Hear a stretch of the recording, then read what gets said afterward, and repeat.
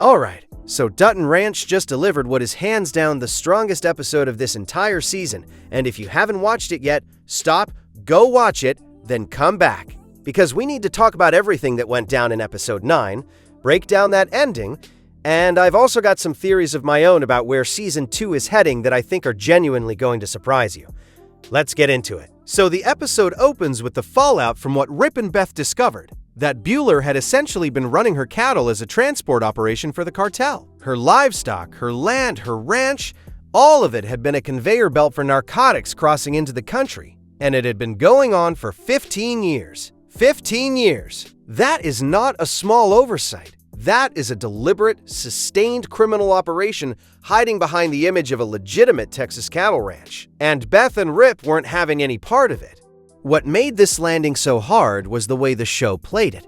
Beth and Rip aren't naive characters. They've been around enough darkness to recognize it. But the idea that they had walked directly into something this deep, this entrenched, that the life they thought they were building on Temple Ranch was sitting on top of a 15-year-old criminal foundation, that was the gut punch the season had been building toward. And it paid off in a big way. Now, before we get into the main event of this episode, let's talk about Carter, because Carter's arc this season has been genuinely frustrating to watch, and not in a compelling way, in a why is this kid making every wrong decision imaginable kind of way. All season, his attitude has been escalating. Small things, big things, it didn't matter. Carter found a way to make it about himself and dig his heels in. And in the finale, that caught up with him in the worst possible way. While everything was unraveling at the ranch, Carter was off doing his own thing with Oriana. He had agreed to run away with her. She'd told him she was pregnant. They'd made their plan, and Carter had completely checked out from anything going on around him. Beth was calling. Rip was calling. Oriana herself told him something was going down. And Carter's response? Complete indifference. When Beth finally got him on the phone and asked where he was, his answer was, "It doesn't matter." And the tragedy of it is, it did matter. It mattered enormously, because that one piece of information, his location, was the thing that could have saved him. Instead, when there was a knock at the door and he opened it expecting Oriana, it was Mariano's guy. Carter got knocked down and taken, just like that. And now he's leverage. What's interesting about Carter as a character, and this is something I've been sitting with, is that the show seems to be drawing a deliberate parallel between him and Dwight. Earlier in the season, we saw Carter sitting in the exact same spot Dwight used to occupy, wasting the day away with a beer in hand. There's something intentional about that image. The show seems to be asking whether Carter is going to become another Dwight, somebody who had every opportunity handed to them and still managed to throw it away. The difference is that Carter has Beth and Rip in his corner.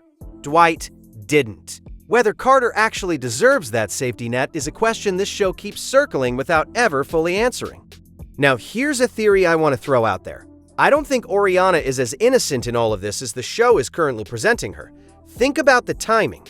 She shows up in Carter's life right around the period when things start going sideways. She drops information on him that keeps him emotionally off balance.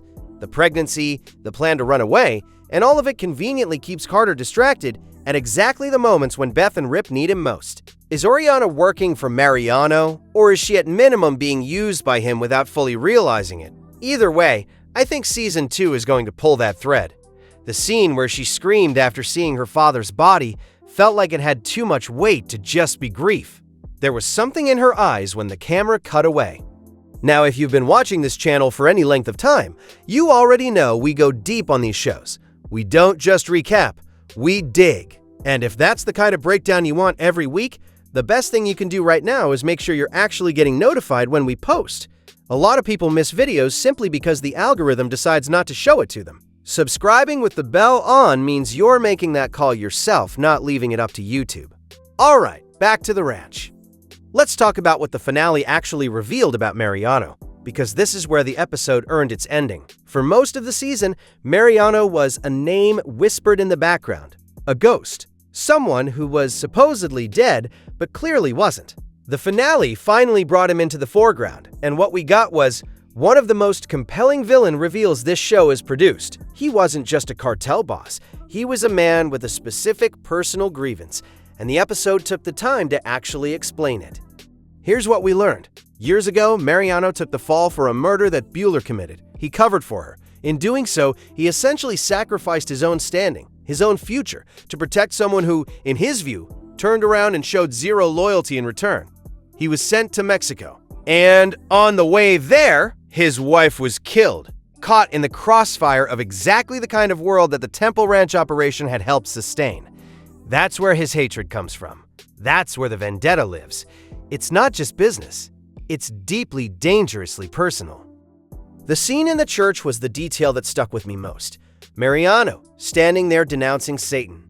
A man who has ordered murders, who runs a cartel operation, who just had Carter kidnapped, standing in a place of worship and going through the motions of piety. It wasn't played for irony. It was played straight, and that made it more unsettling. This is a man who has genuinely convinced himself that what he's doing is justified. He's the hero of his own story, and that makes him far more dangerous than somebody who knows they're the villain. Now let's get into what actually sparked the 15-year operation on Temple Ranch in the first place, because the show handled this piece of backstory really well. About 15 years ago, Texas went through a serious drought. Temple Ranch was hemorrhaging money and on the verge of collapse. Hain, who had the kind of pragmatic fix-it mindset that Bueller frankly lacked, reached out to his father, meaning Mariano, and a deal was struck. The cartel would funnel money through the ranch's operations in exchange for using the cattle as transport. It kept the lights on, it kept the land. And 15 years later, it had become so embedded in the ranch's operations that there was no clean way to extract it. Bueller's problem was that when she eventually wanted out, she didn't have the courage to do it herself. So she brought in Beth and Rip, people she trusted, people she believed were capable enough to handle it, without actually telling them what they were walking into. That's the betrayal that drove Rip and Beth's reaction. It wasn't just that the operation existed. It was that they'd been handed a ticking clock without being told it was a bomb. And here's where I want to add my own read on Bueller's decision-making. I think she was counting on Beth's ruthlessness to be the thing that dismantled the operation in a way she never could herself. Bueller isn't weak exactly, but she's conflict-averse in a way that's slowly been poisoning every relationship she has. She needed someone who wouldn't flinch, and Beth doesn't flinch. The miscalculation was thinking that Beth would just handle it without wanting to know every detail. Beth always wants to know every detail. Mariano, meanwhile, had a very clear view of who should have inherited what. He felt that Rob Will was a liability, too emotional, too reactive, too driven by blood loyalty rather than competence. He wanted Hain to have the ranch because Hain understood the operation, understood what it would take to protect it, and had the detachment to make the hard calls. As Mariano put it, Bueller picked blood over competence. And in his world, that kind of sentimentality is a fatal flaw. This is also why Mariano ultimately tasked Hain with taking out Rob Will. He wanted the liability removed. And what surprised me was that Hain actually went through with it. Back in episode 2, there was that confrontation in the dark where Rob Will essentially dared his brother to make a move and predicted he didn't have it in him. He was wrong. Hain pulled the trigger, metaphorically speaking. And that changes everything about how we should be reading him going forward. He's not just the smarter brother. He's capable of the same violence. He just packages it more quietly. And then there's the moment Oriana came down and saw her father's body. And in that moment, the camera caught something. She may have seen the car. She may have seen something that points directly at Hain. If the show follows through on that, Season 2 has a family implosion baked right into its foundation, which frankly is exactly the kind of storytelling that made Yellowstone compelling in its prime. On the action side of things, the firefight was genuinely tense. When it seemed like one of the key characters took a hit, there was real uncertainty about whether they were going to make it. That's hard to do at this stage of a show when audiences have already grown attached. The scene didn't overstay its welcome, but it had stakes that felt earned, not just set dressing. What the firefight also did was give us the best version of Rip we've seen all season. Rip is at his best when the situation is simple and physical and demands that someone hold the line. He held it, and then some. Now when Mariano called Beth at the end of the episode and made it clear that Carter had been taken, the show gave us 2 lines of dialogue that did more work than the entire previous episode combined. Rip said, "They don't want Carter, they want us." And Beth came back with, "Then they're going to get us." That's a Season 2 premise right there. Rip and Beth going on the offensive, hunting Mariano in his own territory, fighting for a kid who frankly doesn't deserve as much as he's getting but who they love anyway. Because that's what Beth does. She doesn't let go of the things she loves, even when those things make it incredibly difficult to love them. Here's my theory on where Season 2 goes. I think the show is setting up a situation where Beth and Rip have to go into Mexico. Not metaphorically, literally. Mariano is protected there. His men won't talk because of the pact they've made with the Saint of Death, and the show made a real point of establishing that. When one of the men was captured by Rip and questioned, he gave nothing. Not a name, not a location, not a direction. That level of loyalty doesn't break easily, and Rip knows it, which means the usual approach, extract information, track the target, neutralize the threat, doesn't work here. They're going to need a different angle. The cartel's infrastructure runs deep in that region, and the one person who might actually have leverage against Mariano is someone we haven't fully seen yet, whoever was connected to his wife's death at the border. If the show can tie that thread back to someone the Duttons have a relationship with, you've got a pressure point that could crack the whole thing open. Mariano has spent years presenting himself as untouchable, but every man who wraps himself in that kind of mythology has one thing he couldn't protect. For Mariano, it was his wife. And the anger he carried out of that loss is the same anger that's been driving every decision he's made since.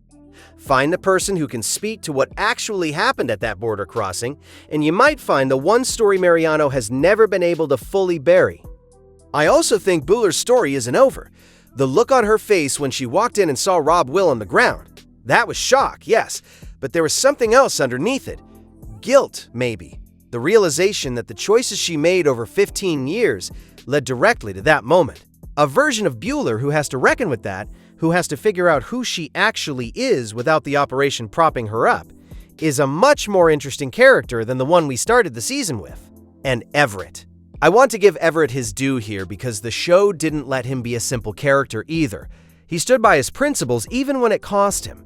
When he found out what Bueller's operation actually involved, he didn't negotiate. He didn't look for the angle. He drew a line and he stood on the right side of it. In a show full of morally compromised people making expedient choices, that kind of integrity stands out. It should be protected. What I'm also watching closely is whether Everett becomes a liability in Season 2 because of exactly that quality. In a world where Mariano operates, people who won't bend eventually get broken. The show hasn't put Everett in direct crosshairs yet, but his refusal to play ball with any version of the operation makes him a loose end from Mariano's perspective. I wouldn't be shocked if Season 2 puts him in a situation where his convictions have a real cost. Not to punish him for having them, but to test whether he holds them under real pressure. That's the kind of story this show has shown it knows how to tell. As for Mariano himself, one episode. He had one episode as the fully revealed antagonist, and he landed like a main villain. That's a performance and a character build that deserves recognition. The show constructed him slowly, kept him off screen long enough that when he finally appeared, everything he did carried the weight of everything we'd heard about him. He came across like someone who has been patient for a very long time and is now done being patient. That combination, patience, grievance, capability, is what makes a genuinely frightening antagonist. Season 2 has a lot to work with there. Overall, this season of Dutton Ranch did something that spin-offs rarely manage. It justified its own existence. It didn't just trade on the Yellowstone name, it built something new while keeping the bones of what made the original work. The environment feels lived in. The characters have actual interior lives. The plot moved with enough restraint that the revelations actually landed instead of feeling like they were thrown at the wall. If I'm being critical, Carter has been more frustrating than compelling for most of the season, and I think the show needs to make a decision about him in Season 2. Either pay off the arc or let go of it.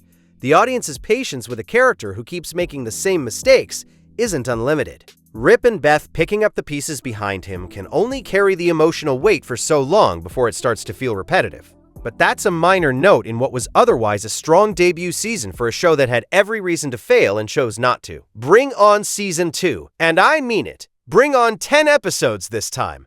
Give us the full run. This story has earned it, and the audience is clearly there for it. Now, if you're the kind of person who's going to be dissecting every scene of Season 2 the moment it drops, and if you've made it this far, you clearly are, then make sure you're actually going to see the video when it goes up. A lot of people say they'll remember to check back, and then life gets in the way.